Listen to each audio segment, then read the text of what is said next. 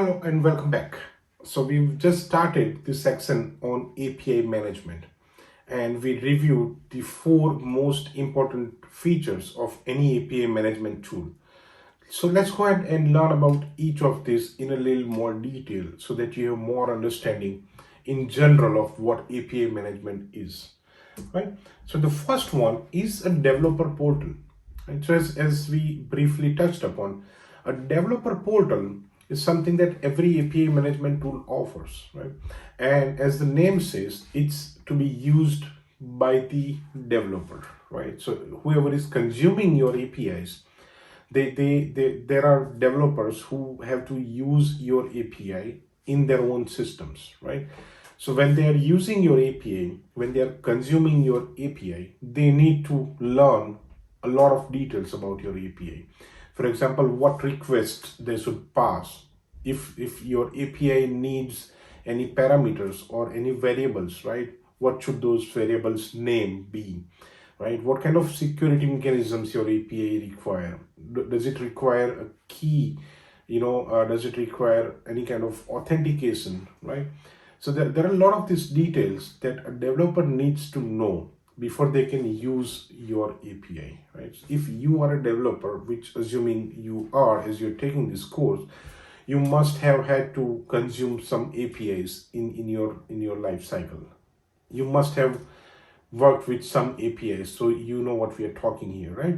So most of the time, when the API management is not done right, they would give you a document, they would give you a Word file or some kind of PDF documentation, you know, where you would have all of these details in a draft format, right? So you'll have to read through a huge document and find how the request should look like, how would be the response returned, what are all the other parameters required for that API, right? But when you're implementing an organization-wide API management, you have this developer portal. You can use that to publish all of the documents or any details that a developer would need in order to access your APIs, right?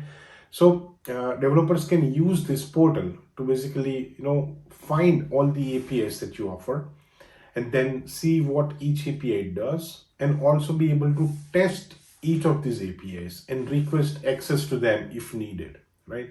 So it's a portal for all the developers, all the consumers. So here we have a sample portal. Let's go ahead and open this sample portal and let's see how developer portal looks like, right? Okay, so this is a sample developer portal and this one is from Azure, right?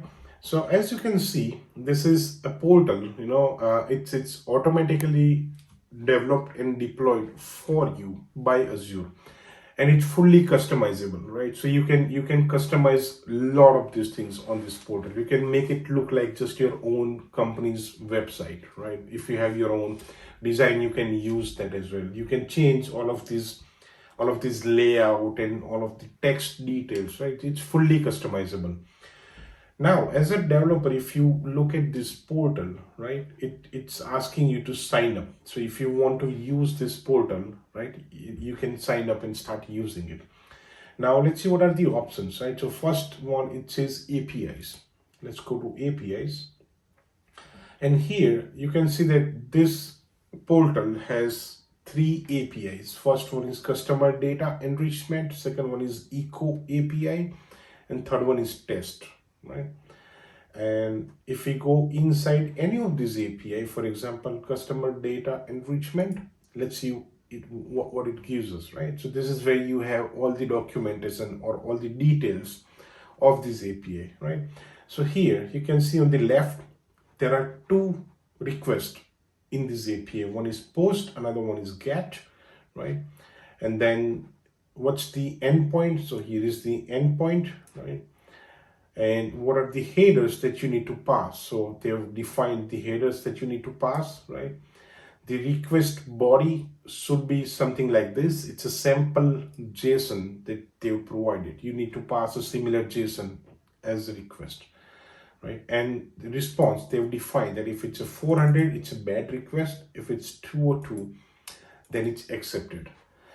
And along with this, they've also generated a sample code for different programming languages, right? So if you're, let's say if you're consuming this API with C Sharp, then they've given a sample code here, which you can simply copy paste and start calling this API immediately, right? So you can see there are different technologies. Java is there, PHP, Python, Ruby. So the API management portal itself, when you publish any API, they would generate this sample code, right? So this is about API. You can also, download the API definition if you want to use it for any other tool, for example, Postman, right? And then there's something called products, right? So if I am a consumer, I need to use one of these products. I can buy a product via this developer portal. It's allowing the organization to be able to sell, to be able to monetize their products. So here is the starter pack, for example. So they have defined 5 calls per minute and up to a maximum of 100 calls per week, right?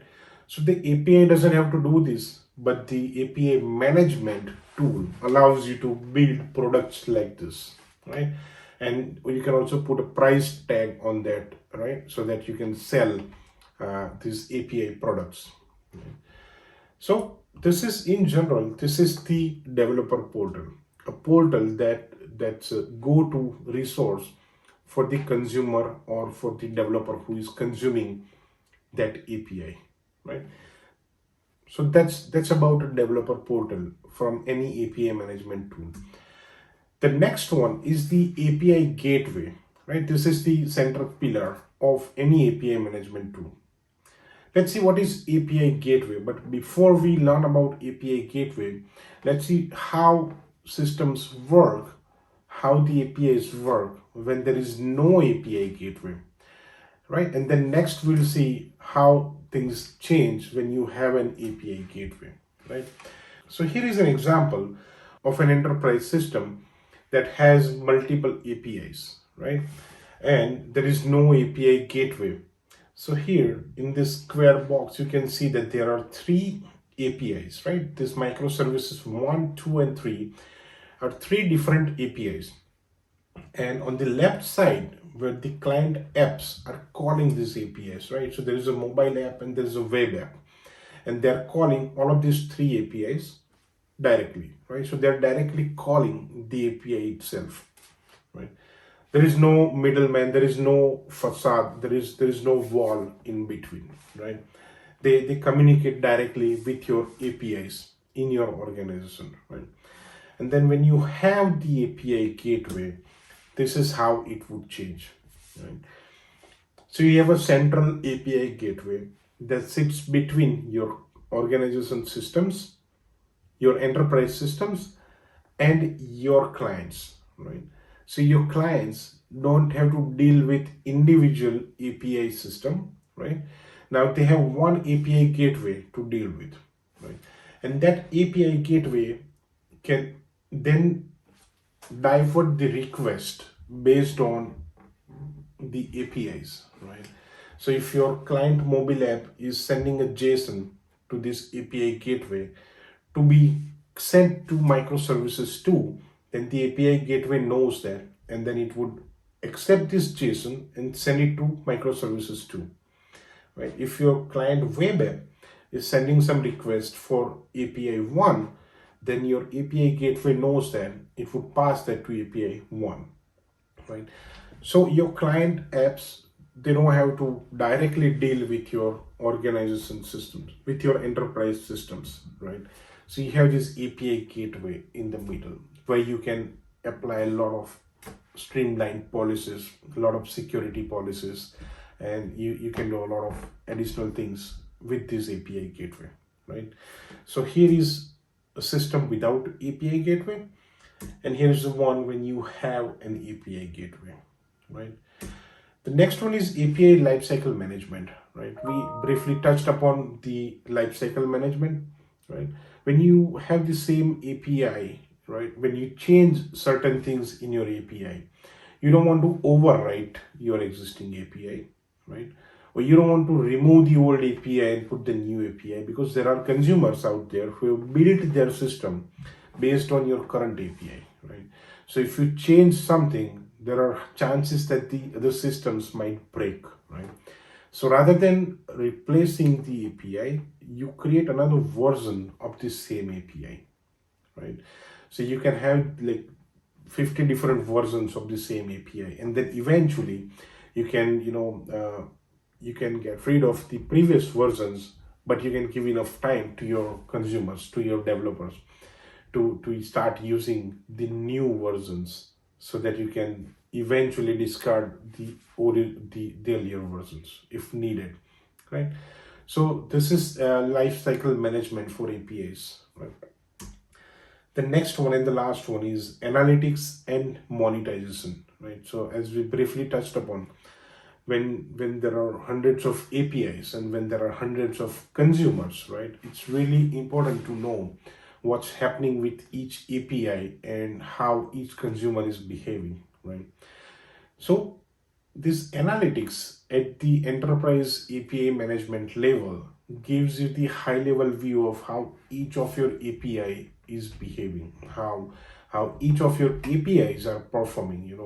If some of them are returning errors very frequently, you know that there is something wrong. You can use this analytics data to fix the behind the scenes problems in those APIs, right? If certain APIs are being called much often than some other APIs, and if you want to relocate some of your resources internally, you can use this analytics to do that, right? So there are a lot of decisions you can make based on the analytics of your APIs at the enterprise level. And we in the developer portal, we just saw the products, right? So products are a way for Azure API management to allow you to monetize your APIs. Some other tools may have their own ways of allowing you to, sell your products, API products, right? So in Azure, for example, you create products, right? So I create a free product, for example, where I let the developers use my API for free, but then I put some kind of limit on that, right? So how many times they can send me a request. So I can say, let's say in 1 minute they cannot send me more than 100 requests if they're using the free APIs, right? And in a week they cannot call the same API more than 10,000 times, for example, right? So this is how I'm limiting the usage of the free APIs, right? So the developers, while they're doing their own development, they can use this free tier, and then when they're ready to go to production, right, or when they run out of the capacity of the free APIs, they can subscribe to another product which I would name, for example, premium, right? And I would charge them, for example, $10 a month, right? So if they pay me $10 a month, now they have all of a sudden in the same environment with the same APIs, but because they've subscribed to the higher package, I can allow them to call the same API 100 times in a minute, right? And 100,000 times in a week, right? So this is how I can monetize my APIs, right? As we also discussed earlier, in recent years, there have been businesses built upon APIs, right? So there are multi-million-dollar businesses exist that sells nothing but APIs, right? So they have their own APIs that does certain job, and other companies, rather than building their own functionalities, they can simply pay to these companies and use their APIs, right? So these are the 4 major functionalities offered by any API management tool. Make sure you understand this correctly, right? Because no matter which tool you use in future, API management is going to be used somewhere, right? And if you know about all of these functionalities, you will have a great upper hand, right? Thank you for sticking around. I'll see you in the next video. Thank you.